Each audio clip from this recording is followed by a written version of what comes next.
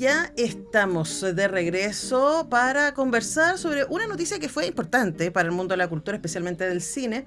El 28 de diciembre pasado falleció Brigitte Bardot, actriz y cantante francesa que marcó a varias generaciones de cinéfilos y también de creadores y creadoras, especialmente de creadores, instaurando un tipo de feminidad que se construyó desde el cine y que sin duda definió a varias generaciones. Y para hablar de eso estamos con nuestra fabulosa académica recién llegada a nuestra UNIAC, doctora en Historia, Judith. ¿Cómo estás, Judith Silva? Bien, aquí ¿Bien? en este lunes tan particular. Sí, es un momento interesante.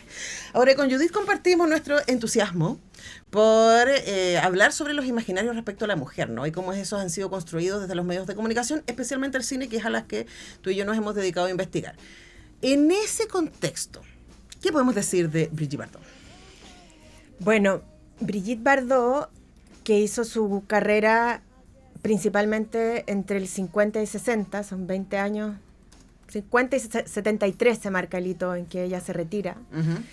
Ella no era una actriz, digamos, de la comédie française como tal, era una figura modelo y bailarina, y que fue capturada, digamos, por el cine, y tiene momentos icónicos como cuando pasa en bikini por la Croisette y deja la escoba, digamos, uh-huh, en un momento en que usar bikini era como altamente escandaloso. Altamente escandaloso, era como andar desnuda. Uh-huh.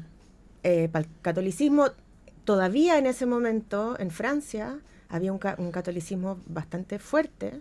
Ella además proviene de una familia burguesa, católica, conservadora. No es que venga de, digamos, de la liberación femenina. Se confunde bastante, ¿eh? Se Uh-huh. confunde bastante porque, como conversábamos antes de salir al aire, tiene estas dos almas que conviven en ella, que son el retrato perfecto de lo que estaba pasando, de las demandas a la mujer en el momento. Claro. Seguir siendo la esposa perfecta, el alma del hogar, ¿no? La que mantiene el fuego del hogar prendido, y la mujer salvaje que podemos uh-huh. ver en Dios creó a la mujer. Claro. Estos dos imaginarios que conviven en una sola persona, que además se transformó en un ícono, preciosa, con sus dientes separados, como todo un ícono completamente. Claro, voluptuosa. Su pelo, su rostro, todo, su forma de caminar, todo, se convirtió en un ícono, pero ser un ícono, además como con un capital erótico muy fuerte, es terrible, digamos. Tenemos el caso de Marilyn Monroe, Sí. y de muchas otras actrices como del Star System reflotado posguerra que tienen este carácter y que no pudieron soportarlo. Sí. Y su forma de salir de eso, digamos, de Brigitte Bardot fue retirarse. Ahora, lúcida en su momento, digámoslo. Ahora te quería invitar a que hiciéramos un poco de historia, ¿no? Porque a mí, o sea, para hacer la relación, para graficar esta idea de que los imaginarios respecto a la mujer, las demandas a la mujer, no de las mujeres, son construidos finalmente, ¿no? Entonces, partimos del siglo XX con todavía este cambio tremendo que va a significar todos los cambios culturales, ¿cierto? Científicos, religiosos, el psicoanálisis, etcétera, la llegada del cine, sin duda. Pero allá, a esas alturas ya, en los primeros años del cine, las vamps, que van a ser estas mujeres sexys, van a ser muy utilizadas y muy cuestionadas. Entonces es algo que queremos ver en el cine, pero no en la calle. De hecho, hay historias de Davara sobre eso, como la gente que es una de las primeras vamps de la historia del cine.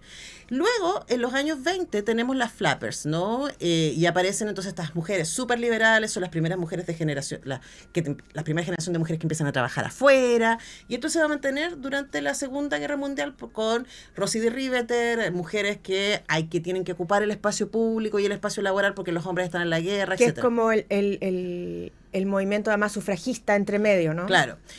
Y luego de la Segunda Guerra Mundial viene el cierre de las puertas a las mujeres del espacio público. Y eso se hace también en términos de narrativa, ¿no? Hay un libro precioso de Betty Friedan que se llama La mística de la mujer, que cuenta esa historia de lo que le pasó a esa generación que en los años 40 estaba trabajando y a finales de esa década las mandan de vuelta a la casa con la fantasía de que el rol de la mujer es ser el hada del hogar, entonces la falda plato, todo lo electrodoméstico, el peinado, etc. Betty Draper, ¿no? Absolutamente.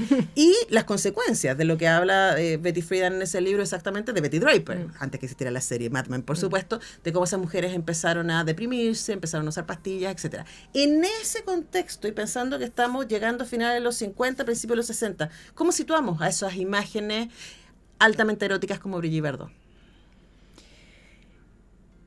Complicado porque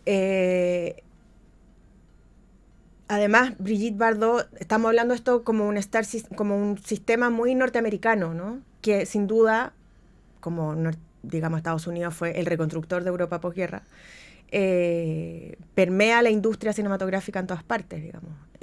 Y tenemos figuras como Sofía Loren, ¿no? Y Elizabeth Taylor. Y Elizabeth Taylor y un montón más, digamos, que fueron tal vez más efímeras, pero un montón más, en medio de esta dualidad de un machismo brutal, además, dentro de la industria cinematográfica, y que las utiliza. Las utiliza como sex symbol, como figura hermosa, como una especie de contemplación, con rasgos histéricos, como con poca capacidad de decidir por sí misma, porque finalmente es el hombre quien las guía. Todo eso se repite en las películas de la época. Pero no para casarse. Esto es súper interesante, porque estoy pensando en la aplicación del séptimo año, claro, que es un súper buen ejemplo de la construcción con Marilyn Monroe, fabulosa película, muy entretenida, pero Marilyn, que es la vecina de arriba, en el verano neoyorquino, en donde los maridos se quedan solos, vas a coquetear con ella, vas a llevártela a la cama si puedes, ¿no? Pero ella no es y nunca va a ser la mujer con la que te quedas. Entonces también yo siento, Judith, que hay una cosa pedagógica respecto a hasta dónde puede ir el sexiness de una mujer y la independencia de una mujer. Absolutamente. Bueno, esta división clara del patriarcado de que hay mujeres para casarse y mujeres para estar en la cama, digamos.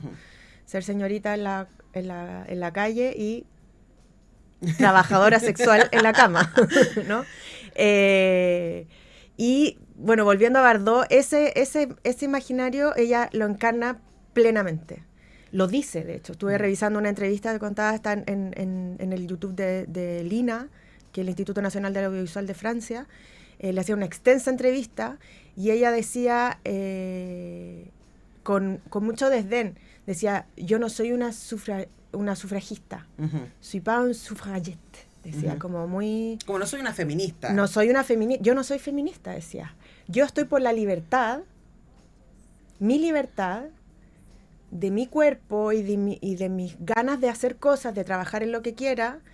Y bueno, había un cuarteto ahí, un señor que fumaba, muy, muy, muy de la tele francesa de la época, y le decía, pero entonces tú estás actuando como un hombre porque trabajas fuera de la casa. Decía, no, yo soy libre, pero dentro de mi casa yo soy el ama del hogar, ¿no?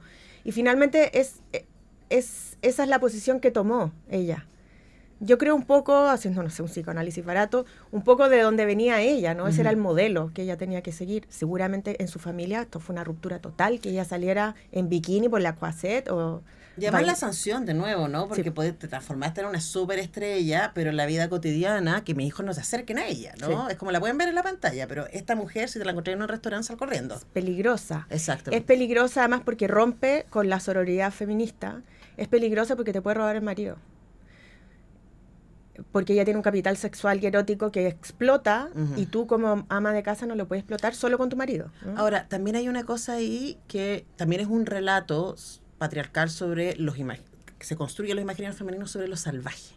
Sí. Que el pelo de Brigitte Bardot, ¿no? Y también hay esta idea de que las mujeres altamente eróticas son salvajes, ¿cachai? No pueden, es como tienen... A diferencia de la mujer civilizada, señorita de casa, señorita bien, que tiene resguardada su sexualidad y quizás no la tiene, ¿cierto? Porque ha estado muy sancionada bajo 8 corsets. Estas mujeres salvajes la tienen ahí a flor de piel y por eso mismo son muy peligrosas y muy sancionadas. Pero es curioso porque el cine no sé, hablando de Godard, por ejemplo, La Méprise, película donde actúa Brigitte Bardot, o también en Dios creó a la mujer, que tiene esta danza, digamos, como había una figura, no sé si la conoces, que se llamaba la Tongolele en su tiempo, que hacía estos bailes como salvajes, ¿no? Salvajes, como salidos del África y como, ¿no? Como una especie de animal que está suelto. Antes la Baker también. Claro, exactamente. Entonces, yo encuentro que baila muy mal, pero porque... porque francesa. Porque, claro, nos lleva como el... Pero claro, está este imaginario pero hay un director que dice cómo tiene que bailar y que dice qué es lo que tiene que hacer. Es una performance al final. Que no decide ella. Claro. Mientras revisaba, es una forma de cooptar también esta imagen, ¿no? Mientras revisaba cosas como entrevistas de la época y todo, como que se decía mucho, bueno, usted no es actriz. Y ella decía, no soy actriz. Pero ella estaba, no sé cómo explicarlo, pero ella estaba jugando ese rol también. Sí, está ocupando un lugar. Está haciendo el rol de, no, yo no soy actriz, pero yo tengo una... no. Pero al final, todos sus 20 años de carrera expuesta, antes que entrara al tema del animalismo y políticamente se volviera muy controvertida, digamos. Por conservadora, que además yo creo que fue... Muy conservadora. Pero por lo que tú nos cuentas, es como... Eso estaba ahí siempre. O sea, en el fondo ella era una mujer conservadora que la pusieron en un lugar de mujer destapada, pero realmente no era el lugar que ella era. Era una performance de ser esa mujer que todo el mundo imaginaba, pero eso pesa mucho también. Porque no era ella. Y después cuando empieza su vía controvertida, ella fue sancionada muchas veces con multas por decir cosas racistas contra los musulmanes, por todo un tema animalista, medio difícil de justificar. Y bueno, su apoyo al Front Nacional, digamos, a Le Pen. Así es como... Y yo pensaba cuando se murió, a propósito, y te dije, oye, qué interesante esta figura, como controversial de ser un ícono y todo, de la liberación femenina, y que termina su discurso de esta manera, ¿no? Como apoyando, al final, lo que siempre quiso también. Es que estaba pensando ¿cuál liberación femenina? Si finalmente igual estás puesta en un lugar de fantasía masculina. Sí, absolutamente. No es esta cosa de, no, bueno, si yo me decido mostrar, ¿estamos tan seguros? O sea, es como ese rol, ese papel, ¿cuántas opciones? No es hoy día como, por ejemplo, pasa que las actrices producen sus películas. Entonces pueden decir, no, muchas gracias. O sea, estoy pensando en Kristen Stewart, ponte tú. Así como, yo ya no hago esas cosas. Yo produzco mis películas, yo pongo la plata, ¿no? Y yo hago los roles que a mí me interesan. Eso no lo voy a hacer. Pero ese no era el mundo. Las mujeres solo eran estrellas, las que podían llegar a ser estrellas, ¿no? Y quería cerrar, Judith, con una reflexión respecto al presente que tenemos que retomar. Pues estoy buscando una palabra, pero como el achicamiento de los cuerpos femeninos. ¿Viste lo que está pasando ahora? O sea, como la cultura Ozempic, y que tuvimos quizás una década de body positive y de celebrar los cuerpos naturales, etcétera. Y hoy día hay un retorno muy peligroso en Hollywood especialmente, y van a ver ahora en las alfombras rojas de esta temporada, que ya empezaron a suceder, cómo los cuerpos femeninos se están achicando. Y al achicarse, también se infantilizan. O sea, a mí lo de Ariadna Grande me pone mal, porque además la encuentro tan extremadamente talentosa.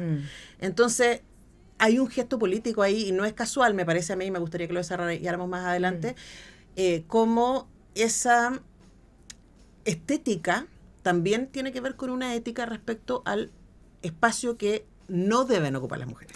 Sí, no, o sea, llegó el Ozempic y se acabó el body positive. Sí. Es muy impresionante como las personas que, incluso como las influencers y todo, son ahora todas flacas y se acabó el problema, digamos. En términos médicos, ayer conversaba, dicho sea de paso, con una amiga que es médico y me decía, bueno, resulta que los estudios probados, las personas van a empezar a quedar ciegas de tanto Ozempic. Y es como, ¿preferís ser ciega y flaca o ver y ser gorda? Claro. Así. Se te quita la visión, o sea, ¿cacha lo que significa eso? Pero la visión igual está construida. Sí, po. Entonces, es como, de verdad, ¿cuánto más te puedes achicar? ¿Cuánto más flaca puedes ser? Ahí hay un mandato que pensamos que teníamos resuelto, especialmente si lo comparamos con esta fantasía carnosa que es la Brigitte Bardot, ¿no? Que no era tanto tampoco. Tampoco, pues, pero digamos, hoy día sería catalogada gorda. Marilyn sería catalogada Sofía gorda. Loren. sin duda. Sofía Loren puede hacer lo que quiera. Sí. Ir y volver todas las veces. Pero, como para terminar, este imaginario, además, de Bardot, pensemos que, claro, ella estuvo operativa entre 50 y 73, pero ella le tocó el 68. Ujú. O sea, el nivel de locura, Sí. no sé, mi admiración no por ser del Front Nacional, pero por sobrevivir a eso también. No es fácil ser un ícono así, enfrentarse al 68, a la ola feminista, y es como, ¿qué voy a hacer, no? Me retiro, chao. Me voy a Bueno, mi casa. eso. Sí, pues. Oye, hay tanto que hablar. Judith Silva, menos mal que eres parte de nuestra universidad, así que vamos a poder seguir conversando todo el año. Sí. Muchas gracias por venir a visitarnos Gracias, al feliz estudio. año. Nosotros vamos a la música y ya regresamos para hablar de libros. Seguimos recomendando nuestros favoritos del 25 con Gerardo Jara. Ya volvemos.